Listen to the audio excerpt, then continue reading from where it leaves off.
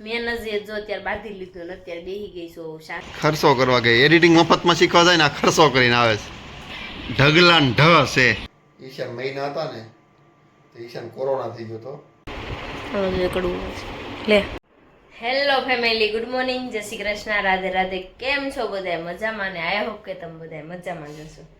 જો આજ તો બહુ લેટ થઈ ગયું છે સેવા કરવામાં, તો અત્યારે જો મારે સેવા પોસવા બેસવું છે અને અજયને પણ આજ લેટ થઈ ગયું છે.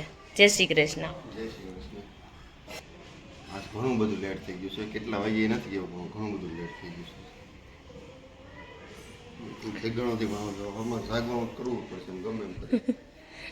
તો જો મારે સેવા પોસવા બેસવું છે તો હું પેલા સેવા ફટાફટ પોસી લઉં અને પછી મારે ઘણું ખરું કામ છે. મોસ્ટ ઓફલી તમે બધા જોતા હશો કે સાડી કેમ પહેરી છે એમ, તો મેં સાડી એટલે પહેરીશ, મારે સેવા પોસવા બેસવું છે ને એટલે મેં આજ સાડી પહેરીશ અત્યારે.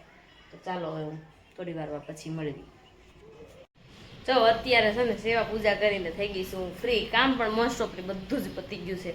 તો ચાલો હવે છે ને આપણે મારે જવાનું છે એડિટિંગ શીખવા, તો હું જાઉં એડિટિંગ કરવા, કારણ કે આજે પહેલો દિવસ એડિટિંગ શીખવાનો. કારણ કે અજયના ફ્રેન્ડ કહે તમે આવો ફટાફટ, તો આજનો દી ફ્રી છે તો હું થોડું એડિટિંગ શીખવાનું શરૂ કર્યું છે. તો ચાલો હવે આપણે જઈને પાછા આવી. તો જો હું એડિટિંગ શીખવા ગઈ હતી ને આવી ગઈ છું ઘરે. આવી ગઈ ને ઘરે તો આટલી વસ્તુ લેતી આવી પ્રોડક્ટમાં. મિસ્ત્રીને જો મારા આપવાના છે મને. મિસ્ત્રી લેને કડવું લે પેઠી બેસી જા. કાજુ છે ખા.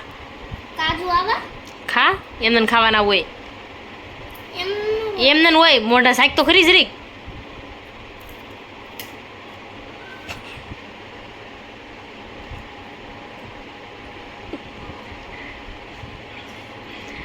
કેવું લાગ્યું? મિસ્ત્રી વહી ગઈ. એની સાલ કડવી હોય, સાલ નો ખવાય. તો કે શું કામ જાય કાઢવાની ભાઈ? ગોવાના કાજુ મિસ્ત્રી સાલ કાઢી નાખવાનું. જો ગોવાના કાજુ ગજબ ના છે ભાઈ. હે ગોવાના કાજુ કઈક અલગ પ્રકારના તો ઈ હું કાકુની ગયા ત્યાં ન લાવ્યા કા. જો અમે જમી કારવીને થઈ ગયા છે તો ફ્રી. અત્યારે જો મિસ્ત્રીને હોમવર્ક કરાવવાનું છે મારે, તો હું તો લઈને બેસી ગઈ છું. આ છે ને પાછળના પેજે એક આવું આવ્યું હતું ચિત્ર કોયડો છે આ. તો આપણે છે ને આ વ્હાઈટ લીટી છે ને એને કાપવાની છે ને પાછું આવું ને આવું સેમ બનાવીને પાછું અહીં લગાવવાનું છે. તો મેં કીધું લાય પહેલાં હું કટિંગ કરી નાખું. તો જો મેં કટિંગ કરી નાખ્યું ને બધા કાગળિયા ભેરી નાખ્યા અહીંયા. અને મિશ્રીબેન હોમવર્ક કરવા બેસી ગયા છે. કા મિશ્રીબેન? જો હોમવર્ક બધું લઈને બેઠી છે ને હું અહીં બેસી ગઈ છું. મમ્મી પણ ભણે ને. મમ્મી પહેલી વાર એવું થયું છે કે મારું હોમવર્ક મમ્મી કરે છે. તે કોણ લગર કરે છે? હું જ કરું છું. તો આમ જો ને લખવાનું તારે જ કરવાનું હોય.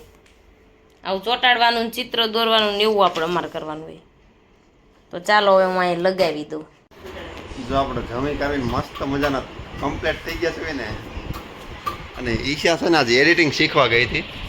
ઢગલા ને ઢ છે. જાવ ને હવે એવું કોઈ કીધું નહીં. ક્યાં એડિટિંગ શીખવા? અને તો થોડા ફાકા મોટા રોહિત પાસે તે કે ઢગલા ને ઢ છે. ઈ બોલ્યા નથી, તમે બોલ્યા એવું. એને મને હું કીધું વાર લાગશે આપણે થઈ જાય એમ, તો ત્યાં જ મને નો કીધું. હું વાપરવા માંડ્યો. ને મામી આવી ગયા છે. મામી વર્ષો પછી આપણે ઘરે આવ્યા છે. અમે વર્ષો પછી આવ્યા ને,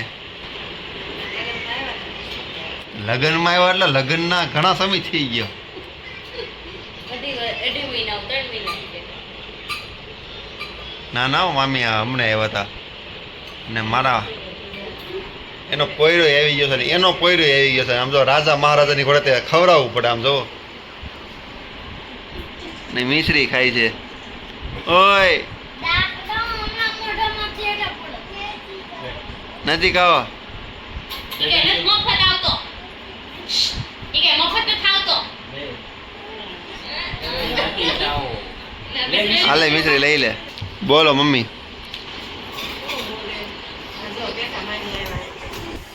મમ્મી આવ્યા એટલે બેઠા. કોઈ કમેન્ટ હતી કે તમારા મમ્મીના પગમાં કેમ છે એમ. કાંઈ સારું નથી મમ્મીના પગમાં. હા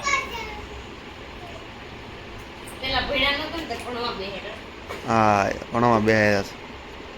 ઈશા એડિટિંગ શીખવા ગઈ હતી ને કે ખર્ચો કરવા ગઈ હતી કે ખબર ન પડી. જો આ સોસ લાવી, આ કંઈક ફેર એન્ડ લવલી લાવી છે ને આ કંઈક ખોડો થઈ ગયો છે ને તે આ ખોડોનું શેમ્પુ લાવી છે. પણ આનાથી ખોડો જાય નહીં, મેં એને કીધું. અરે શેમ્પુ છે. ખર્ચો કરવા ગઈ, એડિટિંગ મફતમાં શીખવા જાય ને આ ખર્ચો કરીને આવે છે. રોહિત મારો વ્લોગ જોતો હોય તો આવું કંઈ દેતો નહીં ને કે હું પૈસા દે નહીં, પછી કહેતો નહીં. એવું નતું, ઈ બે બધું ખોલતા હતા પેકિંગ ગઈ ત્યારે તો ભરાઈ ગયું. પછી આવી કારણે શેમ્પુ લીધું. તમારે કોઈને મંગાવવું હોય ને તો કહેજો, એ બધું રાખે. આજે મારાથી વિડીયો શૂટ નથી થયું તો છે ને આજ તો બહુ એડિટિંગ કર્યું મેં, બહુ. હજી છે ને મારા બહુ દાંત કાઢ્યા છે. હે હું કમ દાંત કાઢતો હતો? એવું કહેવાનું શીખતા હું વાર લાગે ને હવે. ભાઈ હવે સમસાનમુના બેઓને ગમે એ વસ્તુ જો આપણે શીખતા હોય તો વાર તો લાગે ને ભાઈ. આ 10 દિન ડાયરી તમને બધાને ડાયરી આવડી જાય, મને ડાયરી નો આવડે, મારે શીખવું જ પડે. તો હું તો જો શીખવા જવાની છું, ફાઇનલ છે. અને હજી એના કોમ્પ્યુટરમાં આપણે છે ને સોફ્ટવેર નાખી દઈશું તો એના કોમ્પ્યુટરમાં જ આપણે મથવાનું, ભલે વાર લાગે. આપણે એડિટિંગ શીખીએ પાર કરશું હવે. હજી મને બહુ કહેતા હતા ને એડિટિંગ શીખ, એટલે હવે મેં માની લીધું છે કે મારે એડિટિંગ શીખવાનું છે. હવે જે સામેથી એમ કહેવા જોઈએ કે નહીં તું એડિટિંગ બંધ કર. નહીં કહો ને તો હજી શું કેવું તમારે? બોલો. એવું એડિટિંગ તો શીખવું જ પડશે. આજે એડિટિંગ શીખવા ગઈ હતી ને આજ તો મારે છે ને વ્લોગ હાવ નાનો એવો જ બન્યો છે. અને દેવાંશભાઈ બસમાં બેસી ગયા છે, દેવાંશ આવે છે. તો જો આપણે છે ને કાલે વાત કરતા હતા ને કે આપણે દેવાંશ તો બહુ પાકો છે એમ. દેવાંશ કોરોના ગળકીને આવ્યો છે એટલે પાકો જ હોય ને. એમાં એવું છે કે ઈશાન મહિના હતા ને તો ઈશાન કોરોના થઈ ગયો હતો અને ઇન્જેક્શન લેવા પડતા. 4 મહિના હતા, 4 મહિના એમ નથી વાત, ઇન્જેક્શન લેવા પડતા ને 10 ડ્યુટી ફરતા લીધા હતા. 10 ડ્યુટી ફરતા ઇન્જેક્શન લીધા હતા ઈશાએ. એટલે હું એમ કહું દેવાંશ છે ને કોરોના ગળીને આવ્યો છે. તે કોરોના થઈ ગયો હતો, ઈશાને થયો હતો, મને કોરોના થયો હતો. અજય મને જોઈને થઈ ગયો હતો, મને ઓછો થયો હતો ને ઈશાને વધારે થયો હતો. અને મને તો ખાલી છે ને એમ કીધું ને કોરોના આવ્યો હે તે મેં ડોક્ટરને શું કીધું ખબર છે? મને હું ભલે વહી જાઉં પણ અંદર બાળક છે ને એને કાંઈ ન થવું જોઈએ.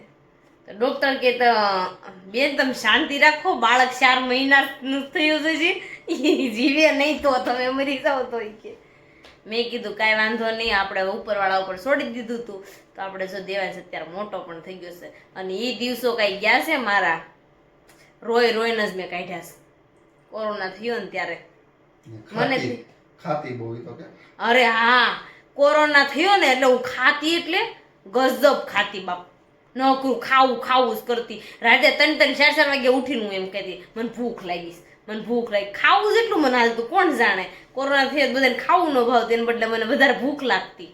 અને જો આપણે ડોક્ટરે છે ને એમ કીધું તું દાખલ થવાનું, તો આપણે દાખલ તો નહોતું જ થવાનું કારણ કે પ્રેગ્નન્ટ હતા એટલે આપણે નહોતું જ થવાનું. એટલે આપણે ઘરે જ દાખલ ક્વોરન્ટાઈન આપણે ઘરે એક રૂમમાં થઈ ગયા હતા. પછી એને અજીન છે ને બાજુના રૂમમાં કોરોના થયા ને બાજુના રૂમમાં લઈ ગયા તો એને ન્યાનો હોય તો આવ્યા મારી રૂમમાં. હજી એમ થાય પેપલા થોડાક બહુ. તો જો એવું બધું હતું. પછી કોરોના સારો થઈ ગયો મને. લવો પેપ્સી ખાઈ લેવી. લે અજય પેપ્સી લઈને આવ્યા છું. અલા તારી ના મારી. મન ભજીયા ખાવા છે. ભજીયા નો ખાય, રોજ તળેલું ખાવાનું થતું નથી. તમે જ કયો બધા કેટલું તળેલું અમારા ઘરમાં ખવાય છે. ઘરે બનાવે ચાલે, બહારનું કારક હાલે. ઘરે બનાવ તો એમાં એવું છે આ મિશ્રીનું હોમવર્ક બહુ હતું ને તો મારે પણ એને છે ને ડાયરીનું બધું કામકાજ પૂરું કરવાનું હતું, ટાઈમ ટેબલ લખવાનું હતું, કેટલું બધું કામ હતું. તો એ બધું મોસ્ટ ઓફ અત્યારે પતાવી દીધું. અને હજી પેપ્સી ખાવા બેસી ગયા. આ પેપ્સી છે ને ઘરની ફેક્ટરીની છે, પ્યોર ખાંડમાં છે, સેકરીમાં નથી. કોઈને પણ લેવી હોય તો કહેજો, અમે એડ્રેસ આપી દઈશું. ઘરની એટલે પ્યોર ઘરની, એમાં કાંઈ નહીં. આ છે પપ્પાના માસ્યાભાઈનું. મારા પપ્પાના માસ્યાભાઈ છે ને એને ફેક્ટરી કરી છે એની છે આ. તો એવું બધું છે આજે અને મને વાંચતો હું બહુ હેપી છું કેમ મારો દેવાંશ અજયનો મગજ ફેફસી ખાઈને ટાઢું થવાનું બદલે તપી ગયો કેમ તપી જ જાય ને વાત એવી નથી. તમે અજય કોઈ દી મારા શાંતિથી કેમ વાત નથી કરતા એકલી શાંતિ સાથે. છૂટા છેડા લઈ લેવાસ મારે તો હાસી હા હે મેળ આવી જાય રાજથી છૂટા છેડા કાગળ એ ક્યારે કરવાના છે? કર નાખ્યું. મેં નજીક જો અત્યારે બાંધી લીધું ને અત્યારે બેસી ગઈ છું શાંતિથી કારણ કે બહુ બધાઈ ગયું છે તો એની વાર પીન મારવી હતી તો મેં મારી લીધી છે હવે મને કાંઈ ખાવા નથી લઈ જતું તો સાનમુનું છે ને હુઈ જવાય હવે તો ચાલો મળીશું કાલે નવા બ્લોગ સાથે નવા ટોપિક સાથે ત્યાં સુધી જય Shri Krishna Radhe Radhe bye bye good night જય શ્રી કૃષ્ણ